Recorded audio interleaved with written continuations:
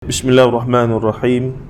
Assalamualaikum warahmatullahi ta'ala wabarakatuh. Innal hamdalillah nahmaduhu wa nasta'inuhu wa nastaghfiruh wa na'udzu billahi min shururi anfusina wa min sayyiati a'malina. Man yahdihillahu fala mudilla lahu wa man yudlilhu fala hadiya lahu. Asyhadu an la ilaha illallah wa asyhadu anna Muhammadan 'abduhu wa rasuluh. Allahumma shalli wa sallim wa barik ala Muhammad wa ala alihi wa sahbihi wa man tabi'ahum bi ihsanin ila yaumiddin, amma ba'd. Fa inna asdaqal hadithi kitabullah wa khairal hadi hadi Muhammadin sallallahu alaihi wasallam wa syarral umuri muhdatsatuha wa kullu muhdatsatin bid'ah wa kullu bid'atin dhalalah wa kullu dhalalatin finnar, atau kama qala an-nabiy sallallahu alaihi wasallam, la nabiyya ba'da. Alhamdulillah, yang bahagia Tuan Imam, Tuan Bilal, pengerusi barisan ahli jawatan kuasa, tuan-tuan, ibu-ibu, ayah semati sekalian. Pada pertemuan yang lalu kita bincangkan berkaitan dengan bagaimana Islam tidaklah anti adat istiadat budaya, tetapi Islam datang melalui wahyu kepada para nabi dan rasul untuk apa, tuan-tuan? Untuk menyaring. Yang boleh terima kita terima tanpa ubah pun, bahkan sebahagiannya boleh diterima dengan syarat, ada ubah bahagian-bahagian tertentu, dan sebahagiannya memang tak boleh terima langsung, memang kena reject. Adjust lah macam mana pun tak boleh buat apa dah. Ada yang berkaitan yang begitu. Jadi itu memerlukan satu, kita kata, fatwa daripada mufti ataupun ulama-ulama, alim ulama, untuk membuat fatwa untuk menetapkan yang ni boleh, tak boleh, boleh dibolehkan dengan syarat dan seumpamanya. Baik. Jadi hari ni antara yang kategori yang tak boleh langsung tu yang kita sebutkan berkaitan dengan akidah, iaitu memang ada unsur syirik kepada Allah Azza wa Jal. Maka yang itu tu memang out lah, memang total tak boleh langsung. Tuan-tuan dan puan rahimahullah. Tapi ada di sana ada istiadat budaya. Saya bagi contoh tempoh hari di Kebarak lah, apa semua. Bukanlah kita nak mengesyorkan supaya tuan-tuan lepas ni pergi di Kebarak, tak perlu dah. Datang kuliah mengaji sudahlah. Tak payah dari Kebarak tu. Tapi nak katanya tetap status hukumnya ulama bincang lah. Benda ada dalam masyarakat, maka ulama kena bincang. Kalau cari fatwa hukum di Kebarak dalam fatwa ulama-ulama Saudi ke Jordan, tak jumpa lah, tuan-tuan. Dia kena fatwa tempatan, sebab dia isu tempatan, kuda kepang, apa lagi, macam-macam lah, yang berkaitan dengan istiadat budaya kita. Baik. Tetapi di sana terdapat yang jelas berunsurkan syirik, yang tak boleh dah. Contohnya apa dia? Sesembahan. Kalau orang Jawa dia panggil sesembahan. Hamka kritik panjang lebar dalam buku dia, perkembangan kebatinan di tanah Jawa. Saya cuba nak tulis balik dan perbaharukan buku tu dengan bantuan kawan-kawan. Dia sebut orang Jawa ni suka buat sesembahan. Macam tok nenek moyang kita dulu buat apa dia? Berjamu makan pulut kuning, ayam panggang di busuk-busuk tertentu yang dipercayai ada karamah lah, ada keramat. Boleh minta hajat, boleh tu, boleh ni dan seumpamanya. Jadi yang tu memang totally tak boleh. Ejah lah macam mana pun. Tak, kami ni letak saja je, tak ada niat pun apa-apa. No. Tak boleh. Sebab paling ringan pun dia sama dengan agama lain. Agama apa nama? Inilah, kalau agama orang Cina ni, agama sembah roh nenek moyang. Letak makanan depan, gambar lah, patung apa semua. Paling tidak pun dia akan jadi hukum tasyabbuh. Man tasyabbaha biqaumin fahuwa minhum. Siapa yang bertasyabbuh, yakni menyamai satu kaum dari sudut amal ibadah mereka, i'tiqad, praktikal, ibadah yang ada unsur ibadah dan i'tiqad, maka termasuk daripada kaum tersebut. Dan hadis ni kadang-kadang disalah fahami lah oleh setengah pihak. Sampaikan dulu di Kelantan lah antaranya, yang tradisional ni, pakai kot necktie tu dia marah sungguh lah. Man tasyabbaha biqaumin fahuwa minhum. Pakai topi cap sudu tu, oi, Yahudi Israel lah tu, laknatullah. Tiba-tiba letak logo capa, okey dah hari ni. Pelik kita. Ajaib sungguh. Ajaib sungguh. Tiba-tiba jadi okey dah. Pakai jubah apa semua, pakai cap. Relax je. Nah, kita kata nak semaya lagu mana? Boleh pusing Ustaz, dia kata. Jadi sujud tu tak kena sudu dia tu. Jadi kalau dulu tu, duk baca hadis man tashabbaha biqaumin fahuwa minhum. Sebab bukan Islam tu, Yahudi Nasara tu. Pakai kok, pakai necktie, Yahudi Nasara belaka tu. Kita pergi ke masa tu ramai ustaz-ustaz kita pergi mengaji Mesir. 80-an, 70-an, 60-an, 90-an termasuklah tokoh-tokoh besar negara lah, semua Azhar belaka. Pergi-pergi sana, ulama-ulama Azhar, tokoh-tokoh ikhwan muslimin pakai kok netai belaka. Jam sekejap mereka. Pondok aja haram belaka. Ikut Yahudi Nasara. Sampai sini tok guru, syekh, profesor ni, tok syekh ngajar tasawuf ni pakai kok netai belaka. Majoriti lah. Time dia berjubah, lah. Tapi time dia semak, dia pakai lagu mana pula ni? Rupa-rupanya kefahaman hadis tadi, man tashabbaha biqaumin fahuwa minhum, adalah apa saja yang menyerupai, yang berkaitan agama.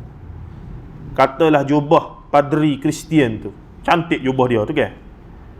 Nampak kemas. Kita pakai tu mari semaya, tak boleh lah. Dengan dia punya list putih tengah, pakai dia punya cross apa semua, tak boleh. Itu tasyabbuh. Pakai pakaian apa dia? Santa Claus. Mari nak semaya Jumaat. Jadi tu email pula tu. Tak kena lah. Sebab tu memang kepercayaan agama. Tu bukan tradisi, tu agama. Tuan-tuan dan puan-puan rahimahullah. Baik. Jadi di sini kita menjelaskan bahawa kalau tengok di muka surat 50 tu, Al-Quran dan hadis secara jelas mencela golongan tersebut dan amalan mereka yang menyebabkan sihir, yang kita bincang tempoh hari.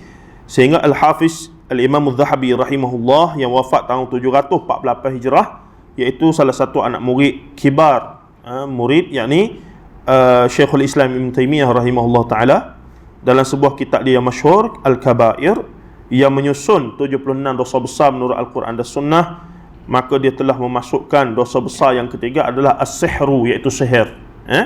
Adalah sihir. Baik.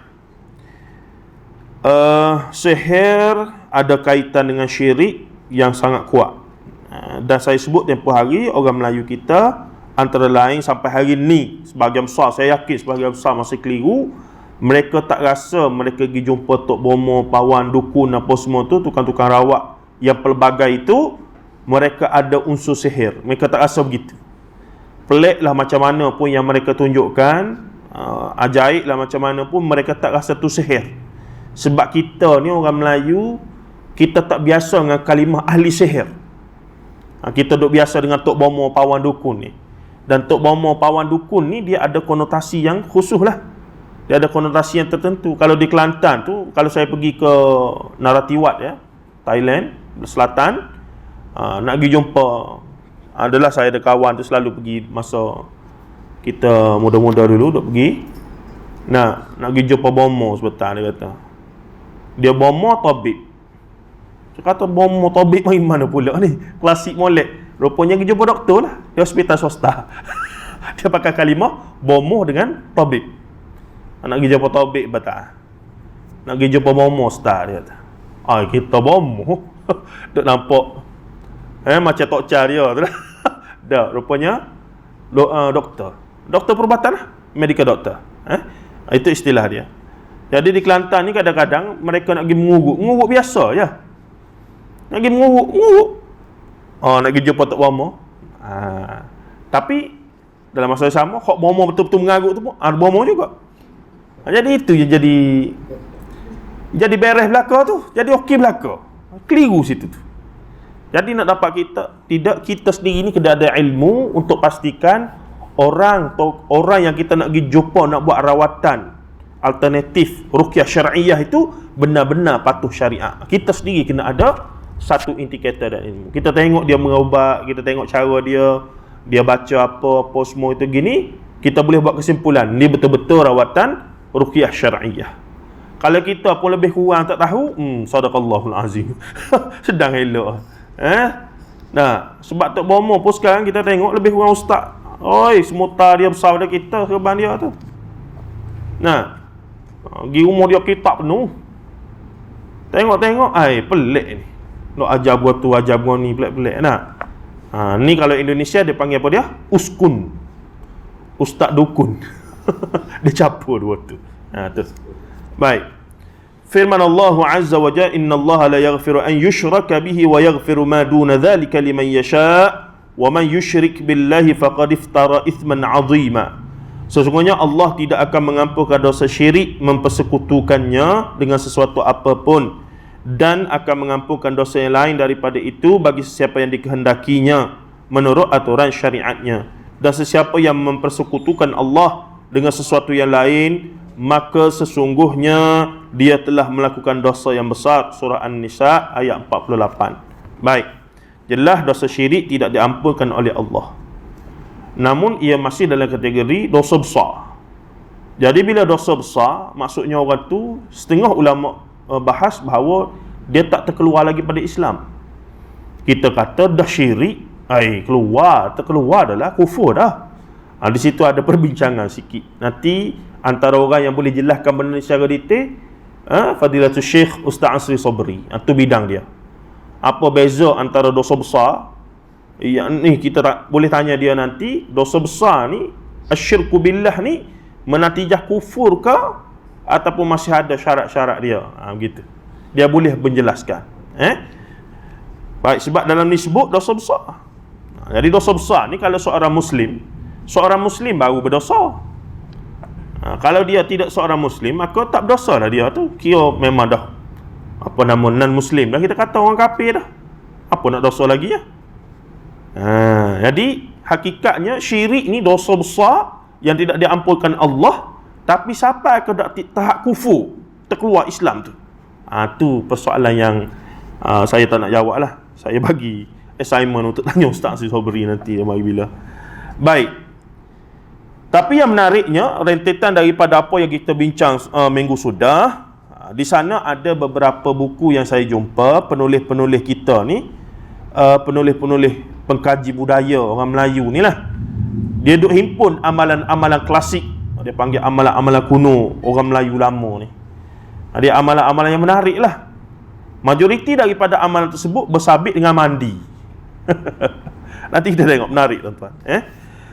Jadi disebut di sini, antara buku yang sempat saya kumpul dan lihat perbahasan mengenai isu-isu melibatkan adat resam dan kebudayaan Melayu yang ada unsur tahyul, khurafat, bid'ah dan seumpamanya ialah karangan A. Talib Haji Ahmad. Tak tahu siapa ni. Berjudul Kebudayaan Asli Melayu Tua. Dia ada 2 jilid, ni jilid pertama. Jadi dia istiharkan apa yang dia kumpulkan itu sebagai apa dia? Kebudayaan asli Melayu tua. Nak kata ni original sekali ni. Ni original sekali ni. Tapi kalau kita kata tidak original sangat, dah bercampur aduk dah sebenarnya. Tapi antara yang paling lama yang boleh direkodkan. Buku tu pun tak silap saya tahun bila 50-an 60-an tempoh hari. Lama Ada satu naskah rumah saya. Baik. Buku ini menghimpunkan 29 amalan yang menjadi budaya orang Melayu yang dianggap dan dipercayai mempunyai kelebihan dan manfaat berunsur mistik dan ghaib. Mistik.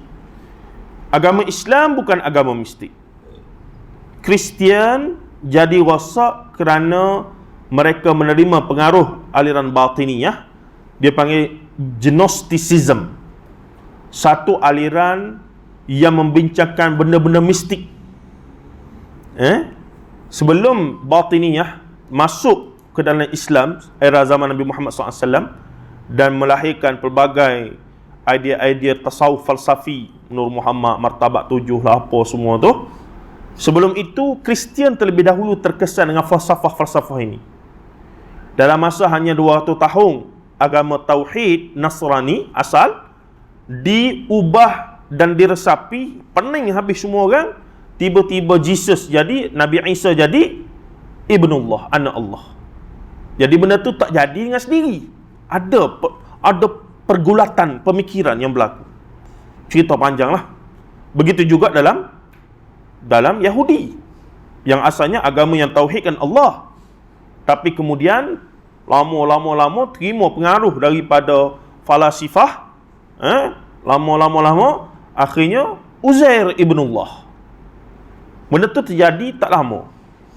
Berlaku dengan tahrif, penyelewengan terhadap wahyu, dan juga masukan ideologi, pemikiran daripada falasifah Yunani lah asalnya.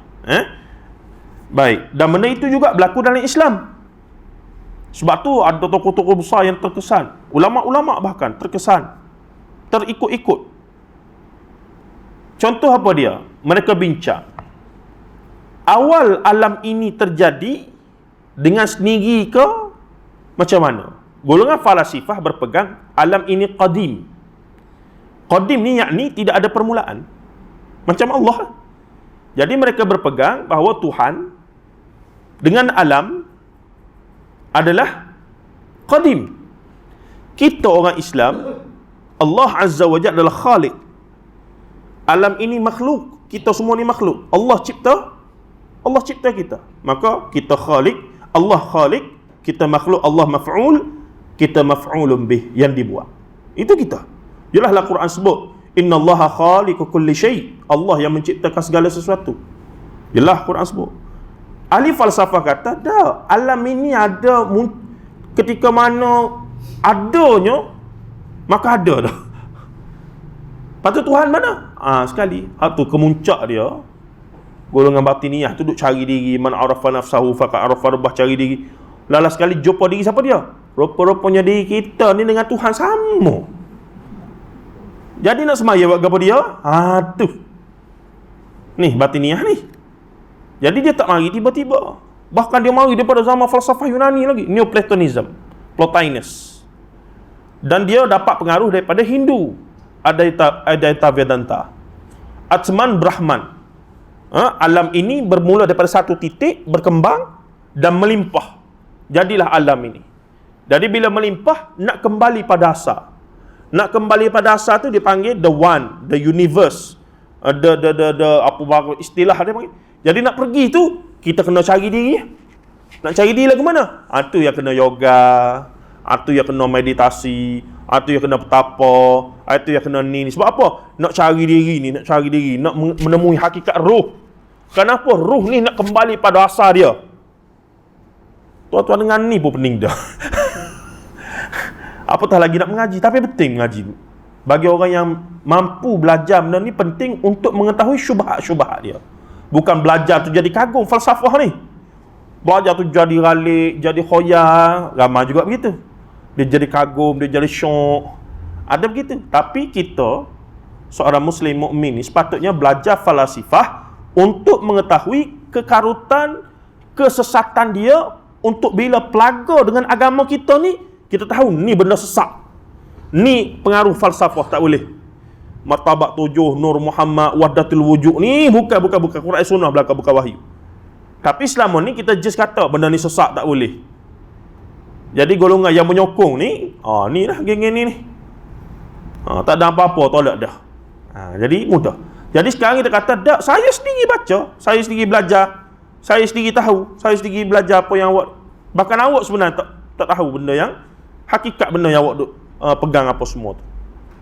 Jadi teori dia panggil cosmological, ataupun dia panggil apa dia? Maratibul wujud. Alam ini asal muasal wujudnya macam mana? Quran hadis jelas sebut. Alam ini terjadi, Allah Ta'ala cipta. Maka inna awwala ma khalaqallahul qalam, ataupun inna awwala ma khalaqallahu, ataupun disebutkan bahawa arash yang diciptakan. Maka khilaf di situ tak apalah. Yang penting ada nas yang sahih mengatakan makhluk terawal diciptakan, yang pertama qalam ataupun arash. Ulama khilaf di situ, majoriti Syekhul Islam Ibn Taimiyah apa semua cenderung kata apa nama qalam. Saya tahu masalah. Tapi bagi golongan-golongan falasifah, tidak, dia tak terhenti di situ. Alam ini mulanya tercipta daripada nur. Nur Muhammad itulah. Kerana Nur Muhammad lah diciptakan alam ini. Maka nur itu telah macam-macam lah. Nanti saya buat teks dia, teks kajian PhD saya. Muqaddimah tu kita nak baca pun jadi dah pilih tajuk tu dah. Terpaksa. Tapi bila baca tu, Allah mengarutnya, ya Tuhan, tu bertembung. Jadi kita ni bila nak tahu Apa awal makhluk itu diciptakan? Maka kita cari Quran kata apa, hadis sahih kata apa. Settle. Golongan yang tidak mahu fokus pada Quran Sunnah dalam masalah cosmological thought ini, iaitu dia panggil masalah awal kewujudan alam ni, dia akan pergi pada falsafah. Jadi falsafah ni, yang ni teorinya begini, yang ni bagi teori dia, yang ni bagi spekulasi, sangkaan. Yang ni kata begini, yang ni kata begini, yang ni kata begini. Maka itu tidak sudah, tidak habis. Maka direka-reka lah dengan pelbagai.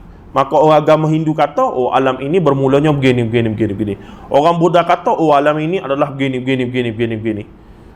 Sebab itulah bila ditanya, yas'alunaka 'anir ruh, ditanya kepada Nabi Muhammad tentang ruh. Maka Nabi Muhammad sebut, kulir ruhi min amri rabbi. Ruh urusan Tuhan aku. Aku tak boleh nak pandai-pandai, aku tak boleh nak, mereka cerita. Tapi kalau tanya orang Hindu, orang agama Hindu, apa sebenarnya ruh tu? Dia ada cerita dia. Begini. Ruh ni sebenarnya pancaran cahaya, ada 4 lapis begini. Dia berasal daripada situ, burung meruk lah apa. Dia mari bagai-bagai. Tanya Buddha, dia begini. Tanya ni, begini. Tapi bila tanya golongan agama Samawi, sebelum diseleweng, Kristian dan Nasrani, Yahudi dan Nasara bahkan, pastilah mereka akan menjawab, kulir ruhi min amri rabbi. Ruh urusan Tuhan. Kami tak kerti nak campur. Kami tak ada idea.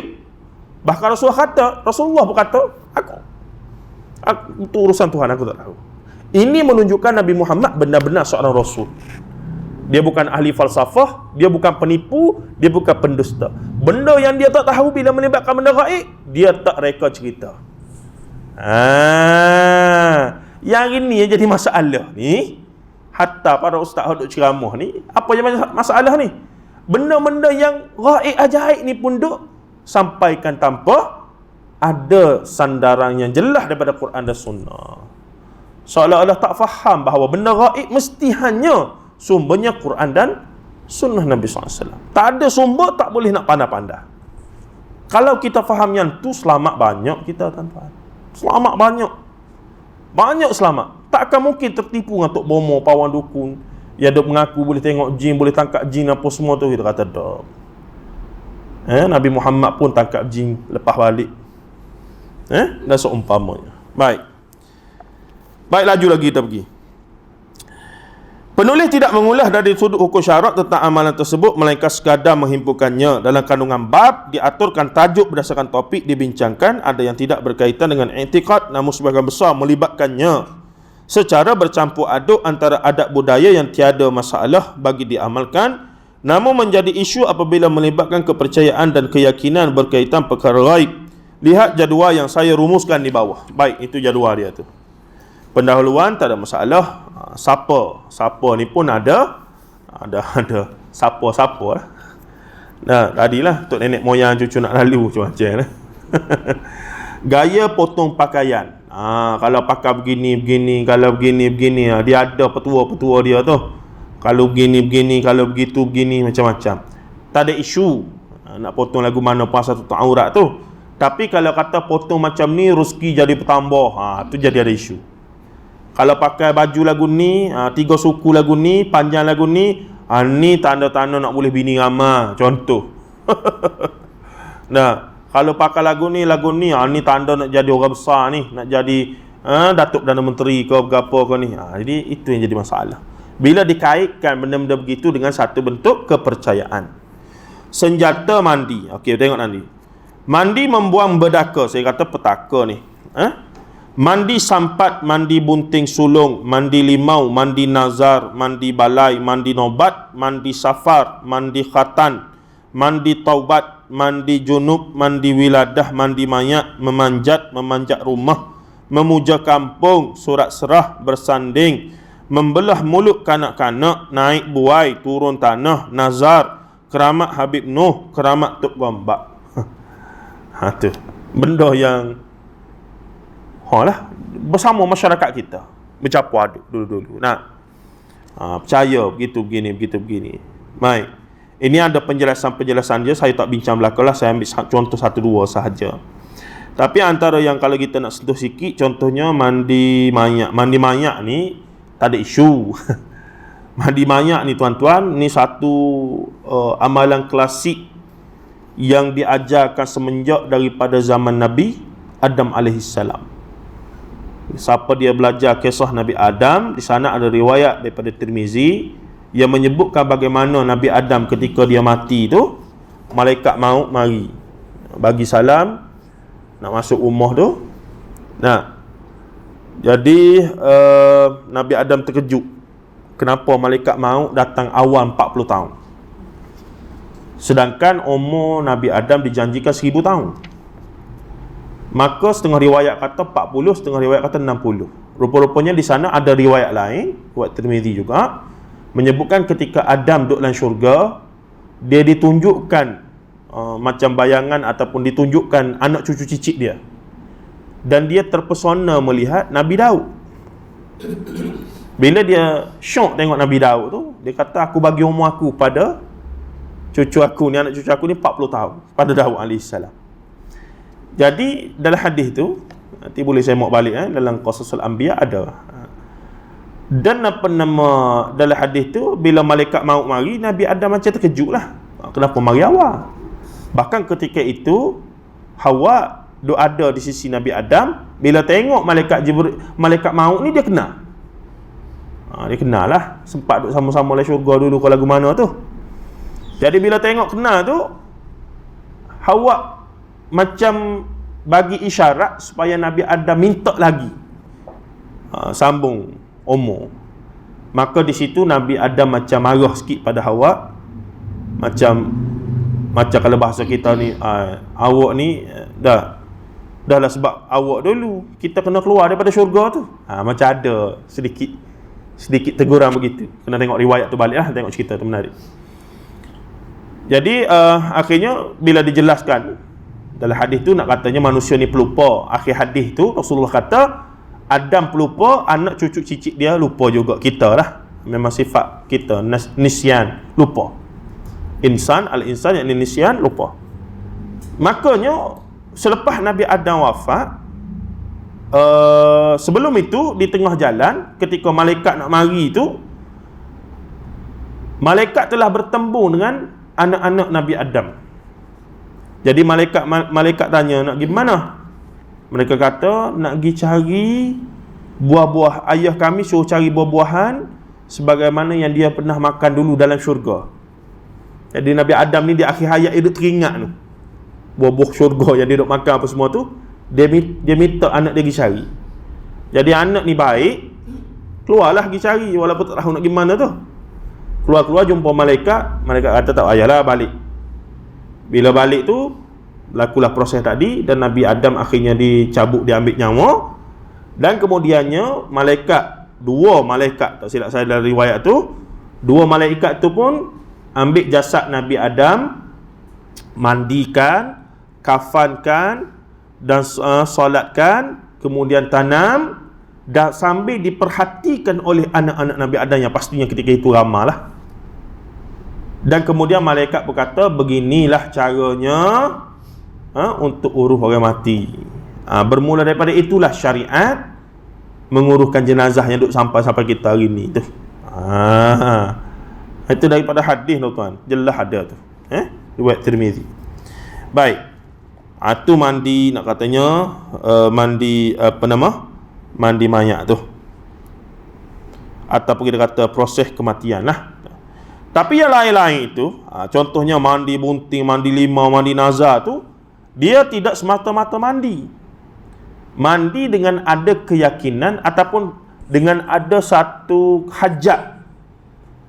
Dengan mandi ni boleh tercapai hajat-hajat sekian. Dan diajarkan pula mandi itu lagu mana. Contohnya, perlu dibezakan antara hukum asal praktikal suatu atau amali suatu amalan adat resan dan budaya dengan keadaan wujud unsur yang menyebabkan ia berubah hukum di sisi syarak, sama ada kerana isu berkaitan i'tiqad ataupun amali itu sendiri. Sebagai contoh dalam bab mandi, hukum asal bagi mandi adalah harus dia panggil kaedahnya, benda asal itu al-aslu fil asya' al-ibahah. Asal hukum satu perkara itu harus berlaku, mubah. Sehingga ada dalil yang kata wajib, dan ada dalil yang kata haram. Ada mandi yang wajib, iaitu mandi junub lah. Dan ada yang sunat, mandi pagi Jumaat, mandi pagi hari raya, dan beberapa mandi lagi. Nah, hukumnya kerana terdapat dalil yang jelas daripada nas, khususnya al-hadis.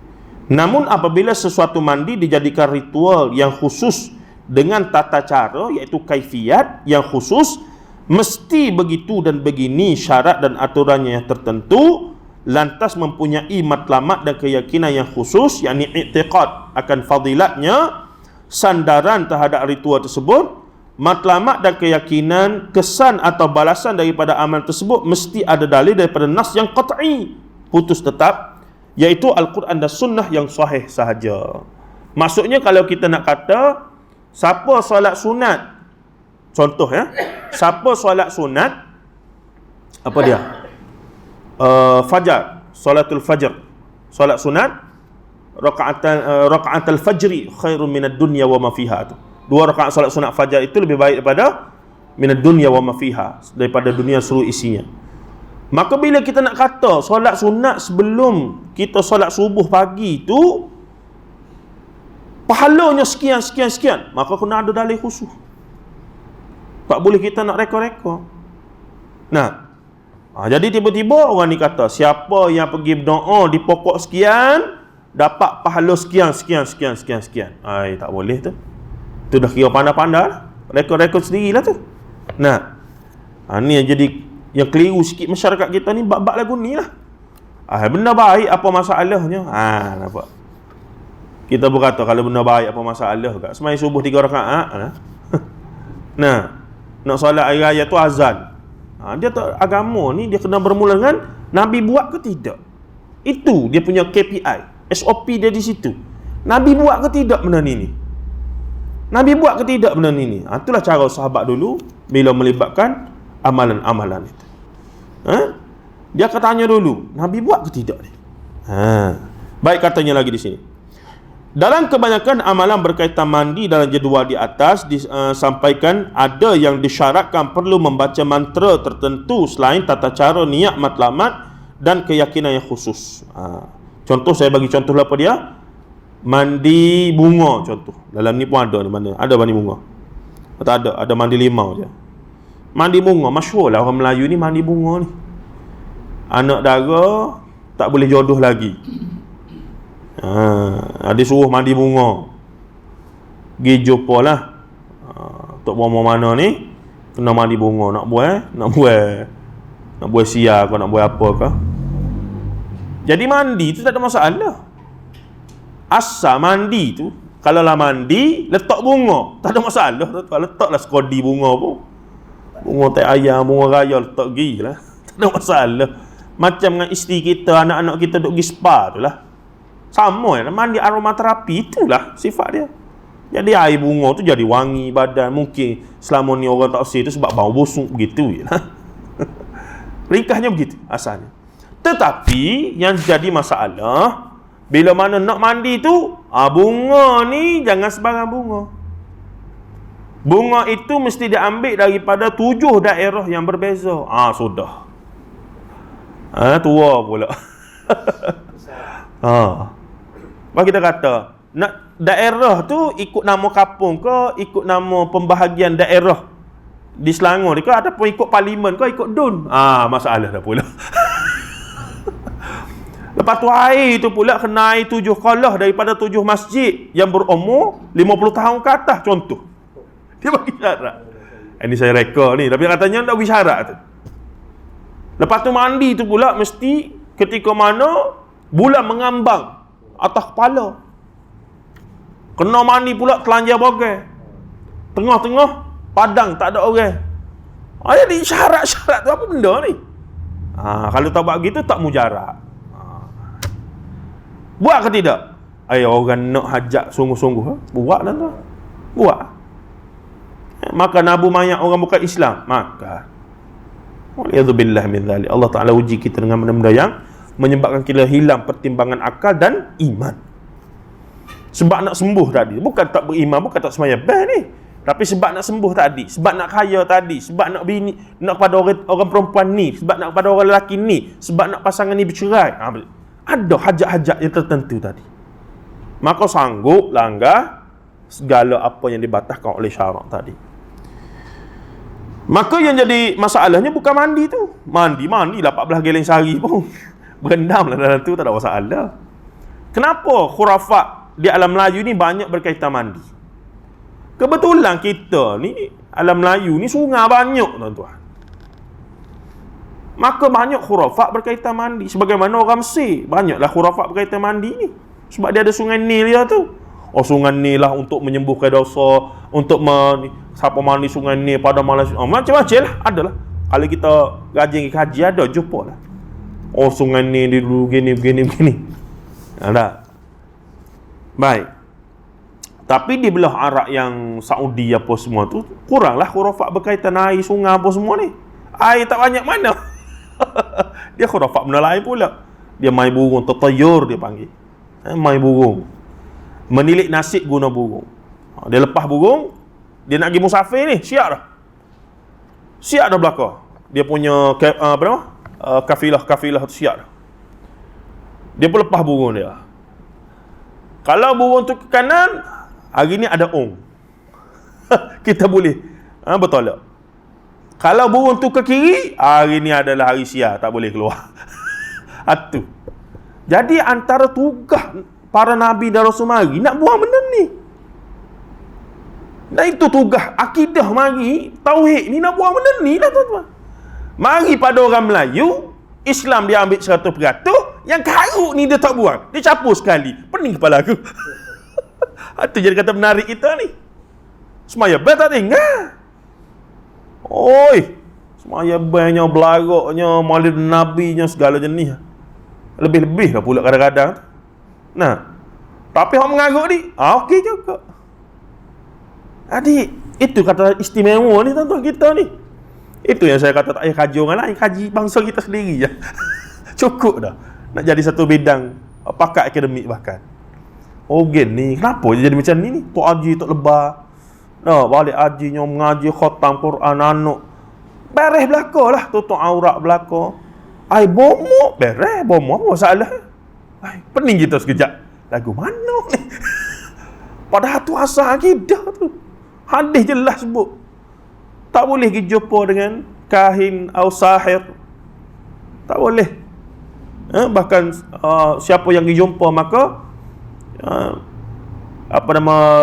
orang itu tidak ada kaitan dengan ma'unzila ala Muhammad, dengan apa yang diturunkan pada Muhammad. Kerah tu.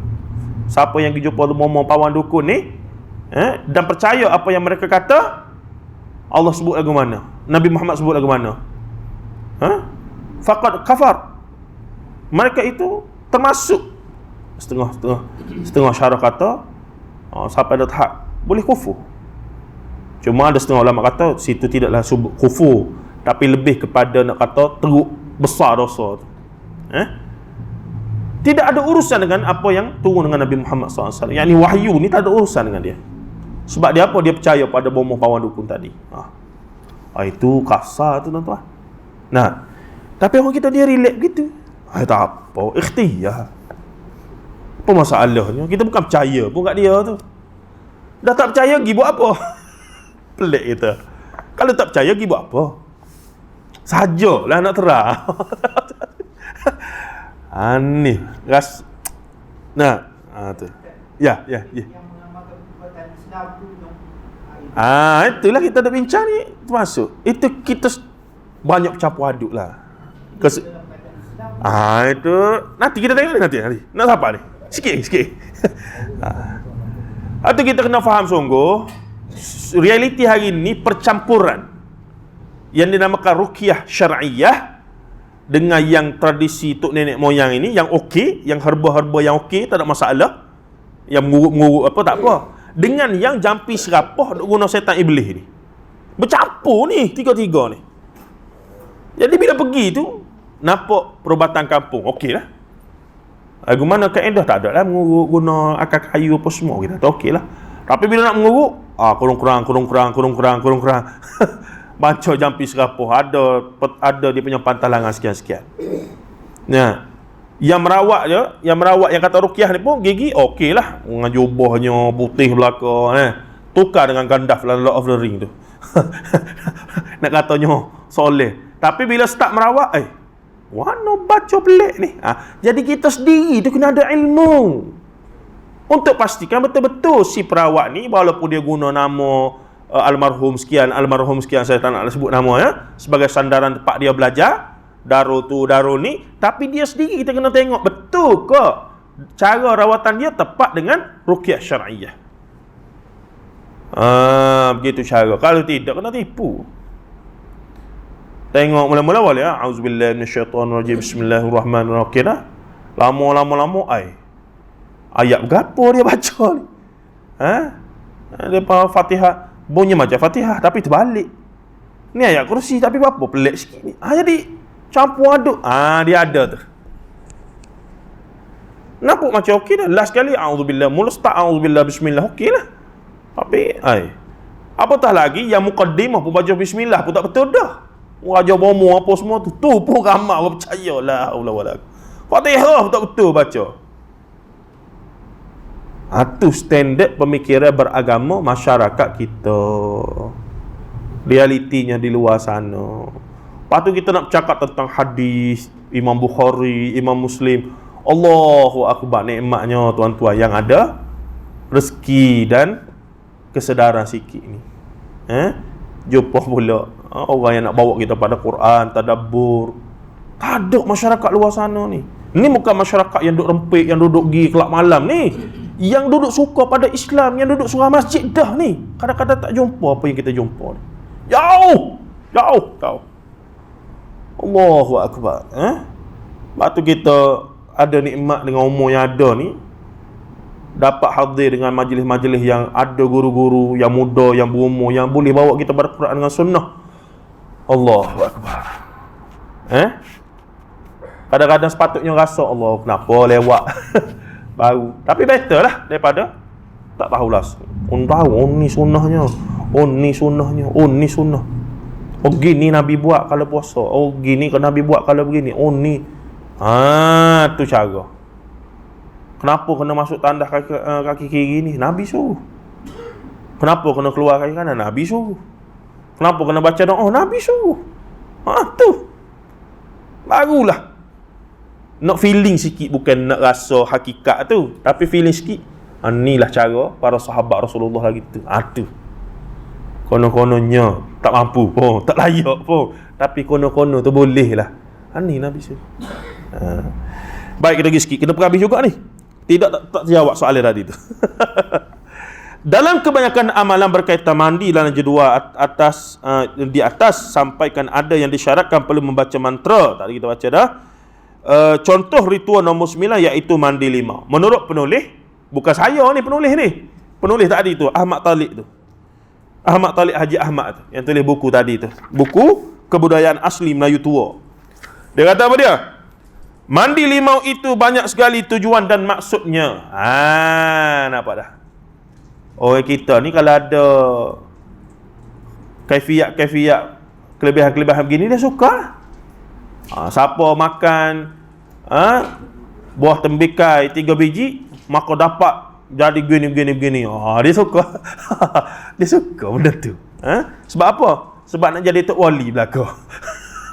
Dia cari jalan singkat nak jadi orang sakti, ada kelebihan. Jadi kebal, jadi tu, jadi ni. Dia itu orientasi kita dulu. Jadi kebal, hebat dia. Apa kebal? Hebat. Bapa ni hebat ni. Bini pak. Bapa ni hebat ni. Dia kaya. Tidur-tidur sedar-sedar ada duit. Emah 5 na jokong bawah katil dia. Hebat. Ni orang-orang keramat-keramat ni. Tu orientasi. Tu orientasi kita. Bukan kena kerja kuat-kuat, kena mengaji tinggi-tinggi, kena mikir. Tu lambat. Susah. Senangnya apa dia? Tidur-tidur, sedar-sedar, duit berlambak. Tok wali ni keramat. Barang nak mudah kaya belaka, nak mudah masuk syurga. Ni perangai. Dua perangai ni. Nak mudah kaya, nak mudah masuk syurga. Nak mudah kaya, sampai hari ni duk kena tipu dengan skema-skema tu. Dulu kena dah sekali, 2-3 hari baru ni kena pula oleh skema yang sama. La ilaha illallah, pakcik kata. Dia patching gaji banyak lebih dah. Skema tu tahu ni banyak lagi BT ni. Mari skema yang tu lah. Kena pula 2-30 ribu. Kena tipu pula dalam. Sebab apa? Dia beritahu apa dia? Bagi 5 ribu, bagi 10 ribu, duk relax goyang kaki. InsyaAllah dalam masa 2 bulan jadi 4,5 juta. Ni. Dia seronok dengan benda-benda lagu ni. Menyebabkan skema, skin cepat kaya apa semua sampai hari ni duk hidup. Ini analisis kita kepada orientasi pemikiran cara orang Melayu kita ni. Yang kedua apa dia? Nak mudah masuk syurga. Sebab tu sampai hari ni ajaran-ajaran sesat yang duk tawarkan pakej-pakej cepat ke syurga ni, taubat apa semua cepat ni, duk hidup lagi. Sebab apa? Ada permintaan, ada demand, ada supply. Kaedah kata ada demand, ada supply. Sebab tu ajaran sesat ni masih duk hidup sampai hari ni. Sebab sesat lah macam mana pun mesti ada pengikut, mesti ada orang minat.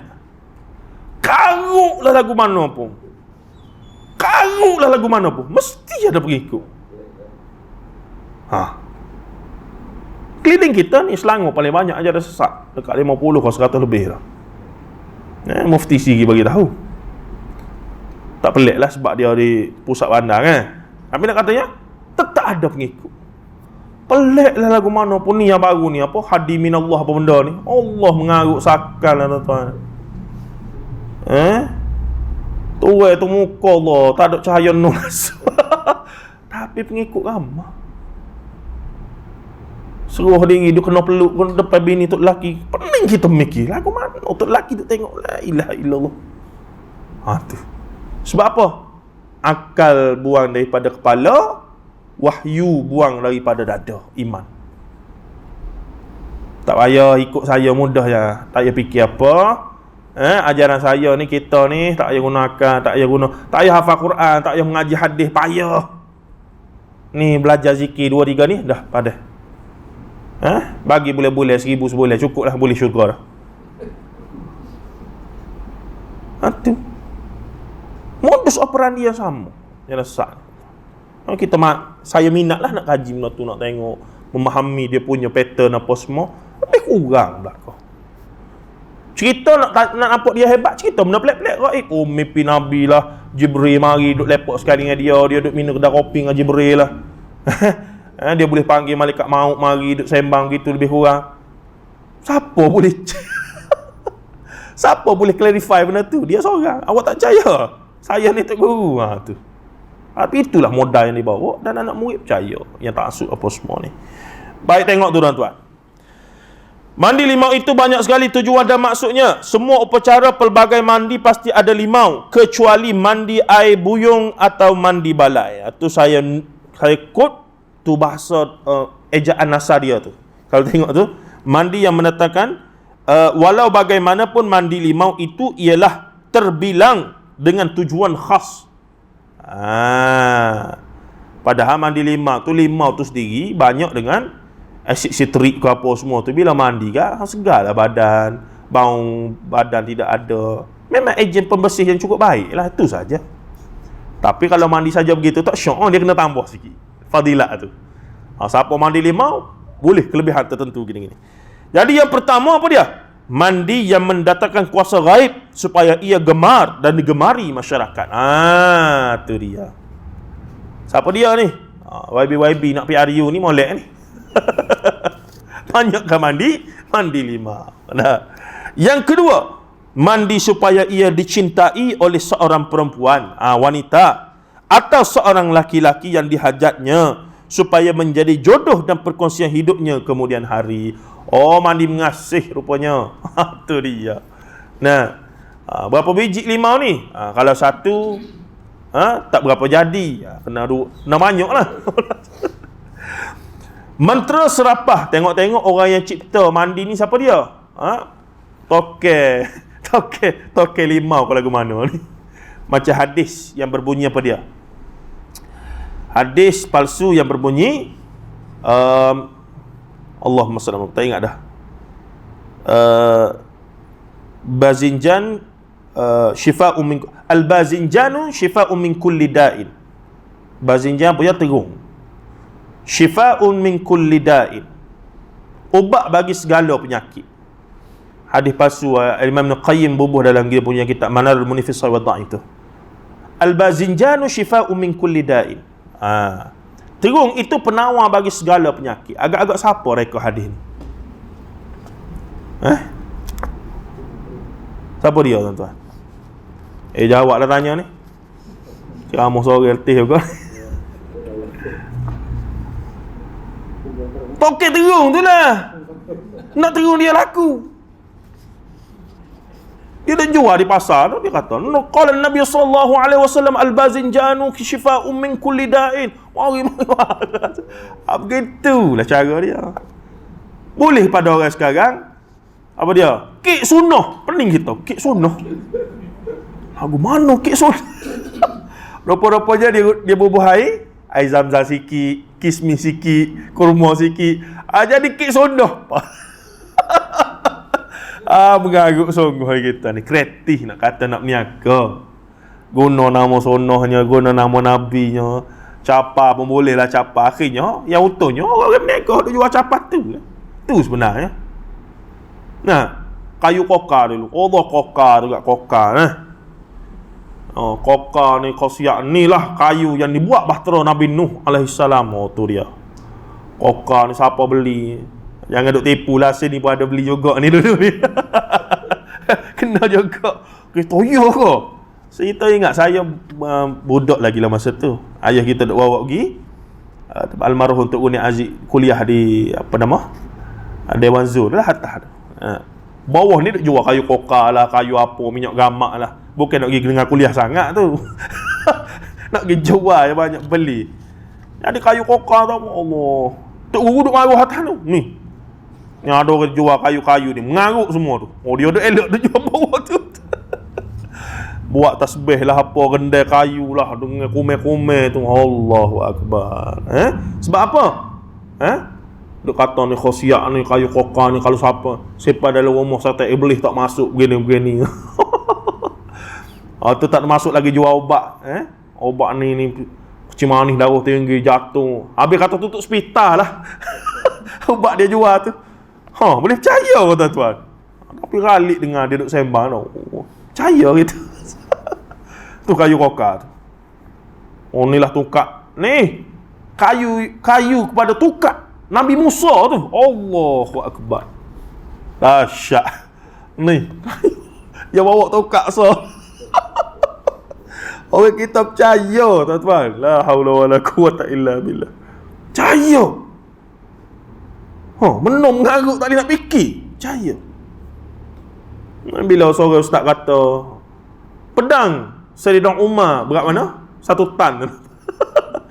800 kg. Dekat dengan 1000 kg. Dekat 1 tan lebih. Jadi ada sahabat saya kata buat dengan jemaah surah dia kata dia kata benda tak mustahil Syekh karamah. Benda tak mustahil. Allah nak bagi pada sahabat. Betul lah karamah tu. Guna tempat pada tak betul. Dia pun sapuk mari idea dia kata. Tapi panjang 15 km tu. Mengarut entah. Apa mengarut ni? Apa berat sampai 1 tan tu dia boleh terima. Tiba-tiba kata panjang 15 km. Mengarut. Allahu Rabbi ya Karim. Tengok tu. Okey, kita pergi habis sinilah. Kita baca sikit lagi tu. Sudah di mentera serapah yang dibaca pula antaranya berbunyi. Tu kata mandi tu tak ada hal. Tapi bila mandi limau dengan menetapkan fadilat-fadilat kaifiat-kaifiat, bahkan ada bacaan-bacaan tertentu. Hafal belakang deh. Pani boleh buat ni.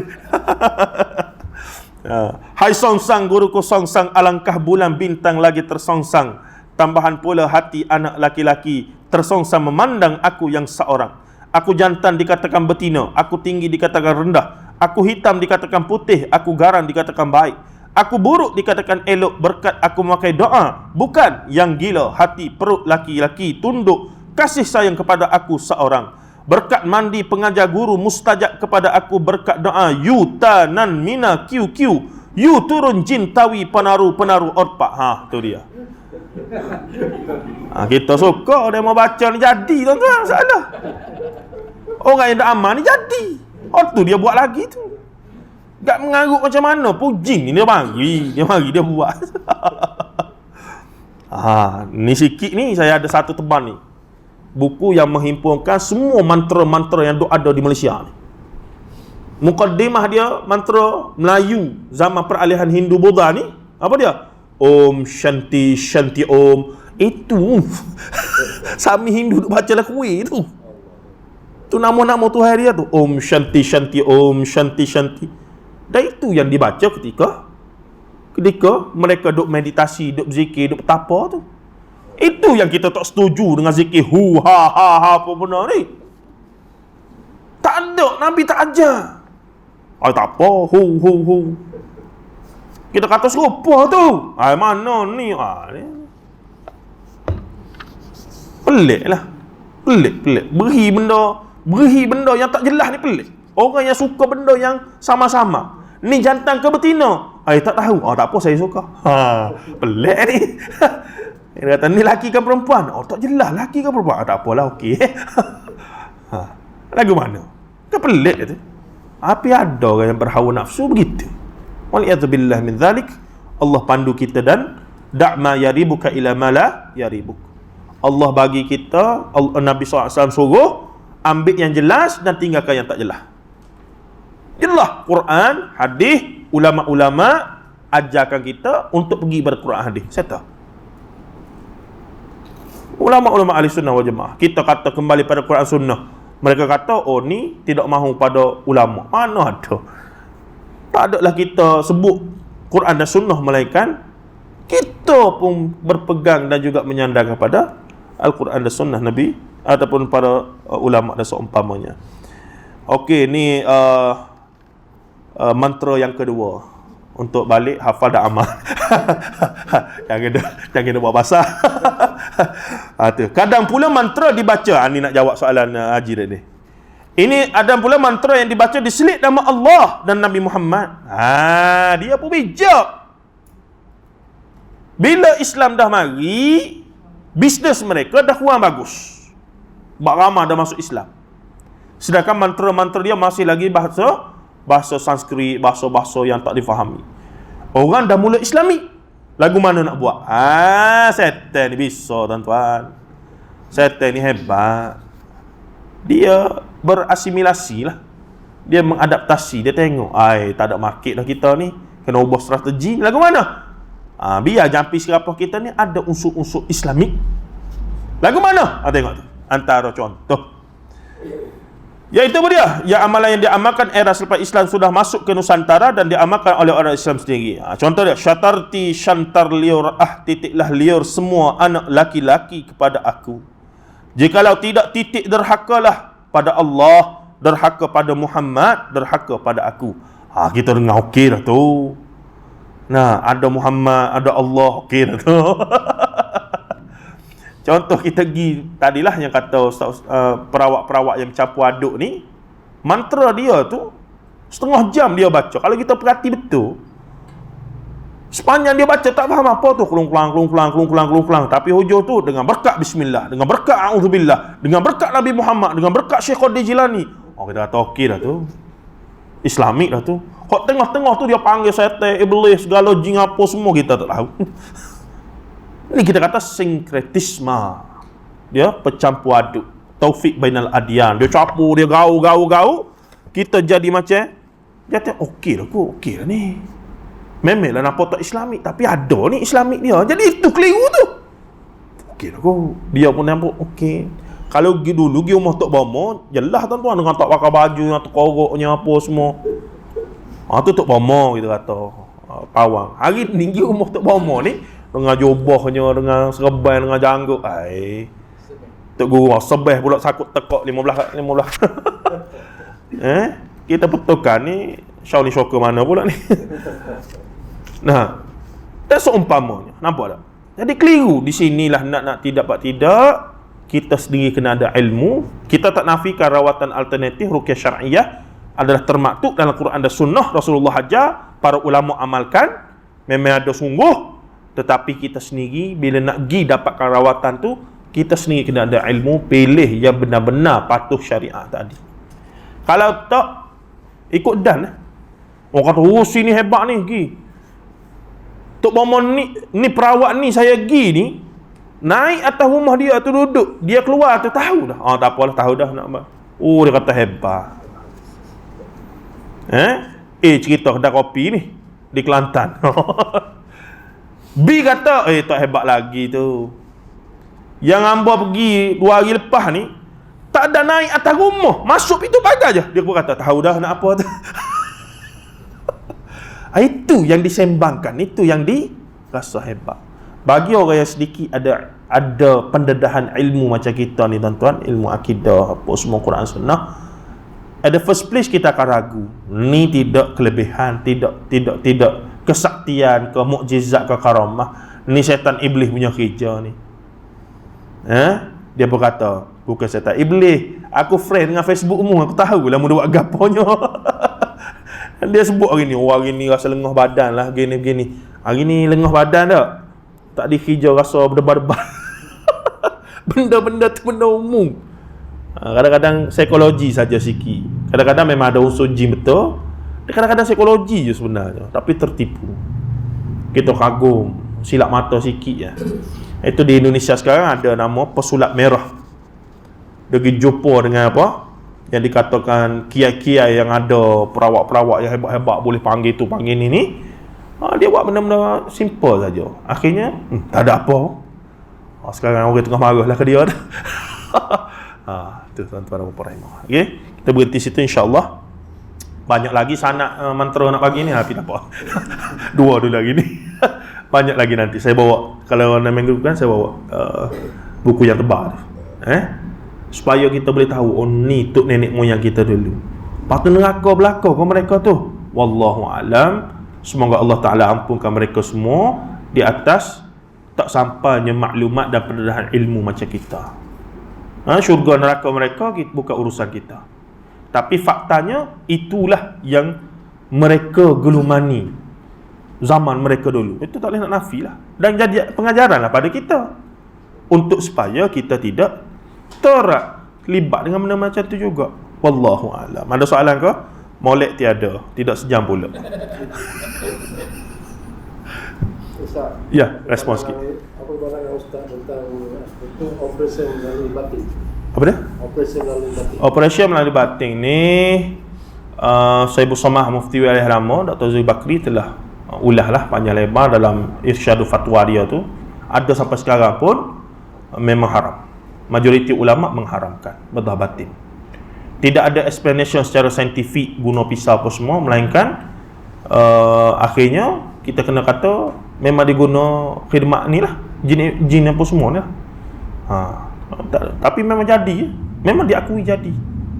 Tapi jadinya hilangnya penyakit tidak jadi hujah bahawa perbuatan itu halal. Macam orang minum arak lah. Orang guna arak untuk buat perubatan tertentu, memanglah sembuh. Tapi halal ke? Haram, tetap haram. Itu kaedah dia. Kalau umur panjang, sempatlah taubat. Kalau dalam proses rawatan itu mati, lagu mana? Itu yang kita risaukan. Tapi nak katanya dari sudut fatwa, memang ada perbincangan di kalangan ulama. Boleh rujuk nanti Mufti Wilayah punya tulisan panjang lebar disebut. Memang jumhur ulama mengharamkan bedah batin. Wallahu a'lam. Tak ada apa-apa, kita salah. Sallallahu alaihi wasallam Muhammad wa ala alihi washabbihi ajma'in. Alhamdulillah rabbil alamin. Assalamualaikum warahmatullahi taala wabarakatuh.